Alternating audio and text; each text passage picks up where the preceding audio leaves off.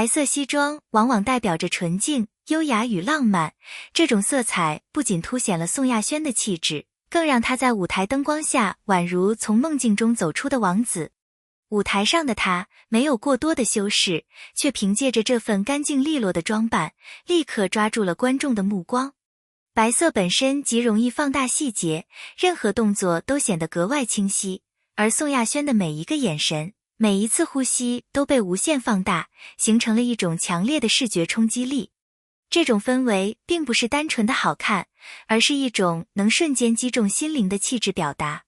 观众看见的并不是一个偶像在表演，而是一位艺术家在诠释浪漫与真挚。舞台上最让人无法抵抗的时刻，就是当宋亚轩轻轻落指在钢琴键上，旋律缓缓流淌。他的指尖与琴键之间，仿佛有一种无声的交流，把观众带入到一个既浪漫又温柔的世界。而当歌声响起，那份温润的声线像清泉般滋润人心。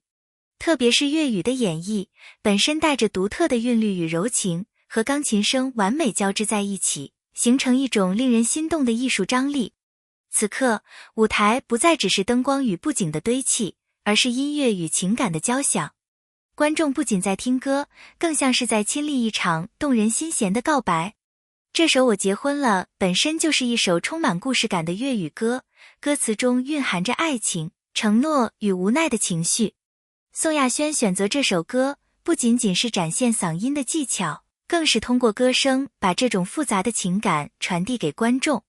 他的演绎并没有刻意渲染悲伤，而是用细腻的情感去打磨每一个音符，让人听到的不只是"我结婚了"4个字，而是背后那份悄然的酸涩与深情。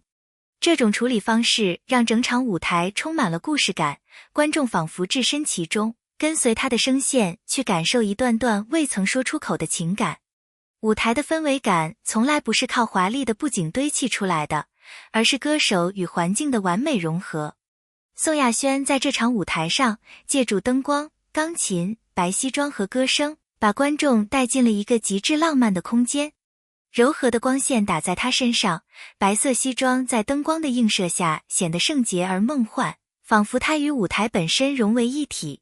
没有过度的舞美，却营造出一种简约而高级的氛围，这种氛围甚至比繁复的舞台更具冲击力。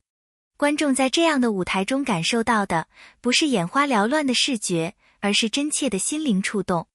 宋亚轩的声音既有少年感的清澈，又不失深情的厚度。他的声线像是带着光的暖风，能够轻轻吹进人心最柔软的角落。特别是在粤语歌曲的演绎中，他的咬字干净利落，却又保留了一丝丝的温婉与缠绵。这样的声音并不是靠炫技取胜，而是凭借真诚与细腻，让人听后久久不能忘怀。他的嗓音似乎自带一种疗愈力，即使歌词中有无奈和伤感，但通过他的演绎，却让人感受到温柔与力量。粤语歌在华语乐坛有着特殊的地位，它独特的声调和押韵，让歌曲自带一种韵味。而宋亚轩选择用粤语来演绎《我结婚了》，本身就是一种极大的突破。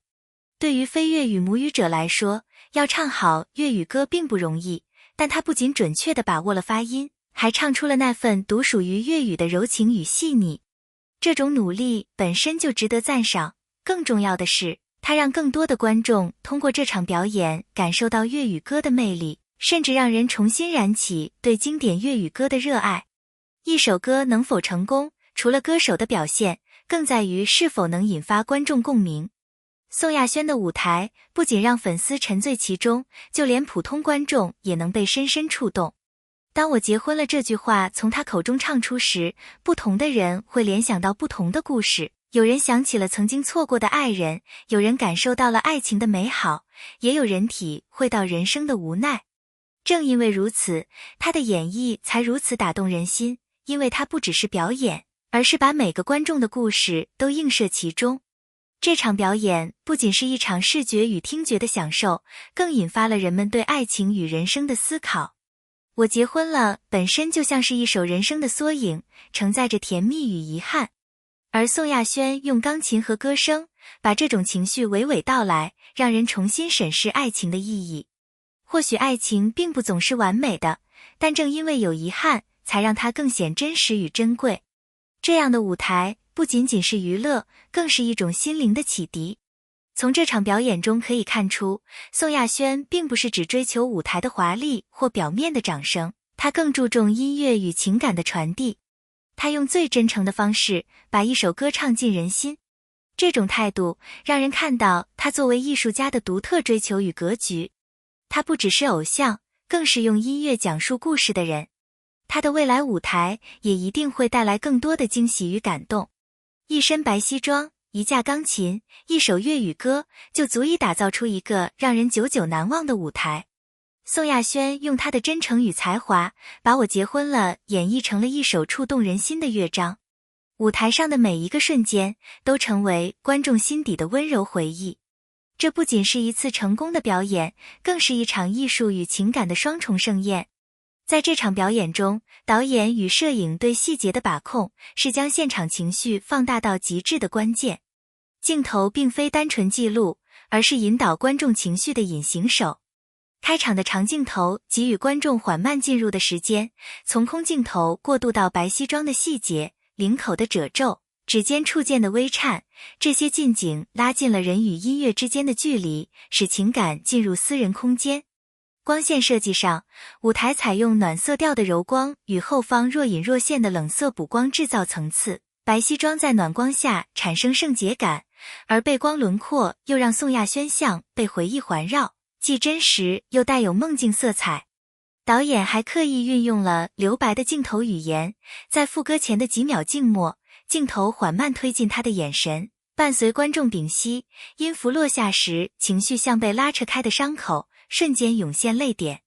舞台的空间布置也是细节之一，钢琴的位置不居中心，却与歌手形成对话。这种对位让观众既能看到演绎者的表情，也能感受到音乐的源头。综上，镜头与光影并非装饰，而是情感传达的第二位演奏者，他们共同塑造出这场表演的致命吸引力，让每一个观看者在视觉和听觉的双重牵引下，完成一场私人化的情绪旅程。一首歌能否让人沉下去，编曲与和声的处理起决定性作用。我结婚了，在这场版本中，编曲选择以极简为美，保留钢琴的原始音色，而不加入过多合成器或弦乐层叠。这样的选择让人能听见每一个按键带来的温度。低频被刻意压制，留白处更多，间隙成为情绪的呼吸点。当宋亚轩的声线在高音区拉伸时，钢琴只以简单的和弦支撑，让声音显得格外裸露与脆弱。反之，当歌词转入充满回忆的段落，右手的排音与左手温柔的和声交织，仿佛在讲述时光的指纹。和声的运用也极具匠心，并非一味堆叠，而是在关键词句后以轻声低和声做点缀。这种隐形合唱增强了情感的厚度，却不抢主体嗓音的风采。此外，钢琴的触键力度被设计成呼应歌词节奏的呼吸，有时轻得像拂过，有时重得像心跳。这样的编曲策略让歌曲在简洁中不断发酵，把我结婚了这样的叙述变成情感的波动，让听者在每一次和弦转换中都被牵出一个新的回忆角落。成功的演绎不是在表演情绪，而是把个人经历经过艺术过滤后，变成可以被他者认领的共感。宋亚轩在舞台上的每一个微表情，每一次气息调整，都是他与内心对话的外显。尤其是演唱像我结婚了这样带有强烈故事性的歌曲，表演者需要做到情感自洽，既要让歌曲成为自己的叙述，又要留出空间让观众把自己的故事投射进去。他在处理句子尾音、呼吸停顿时所做的微小处理，恰恰为观众留下了情绪填充的空白。有人会把它当作幸福的回忆入口，也有人会把它看作遗憾的刺。心理学上讲，镜像神经元会让观众自动模仿并感受表演者的情绪，这就是为什么观众在现场会产生共泣或集体微笑的现象。更进一步，宋亚轩未选择过度表演，而是用细腻与克制来传情，这样的策略更容易激发观众内心沉睡的记忆，从而产生长尾效应。表演结束后，这种情绪会像余温一样延续，促使观众在评论区、社交平台上不断复述自己的感受，形成流行元素多，粤语歌以其细腻的情感和独特的腔调被视为时代记忆的承载体。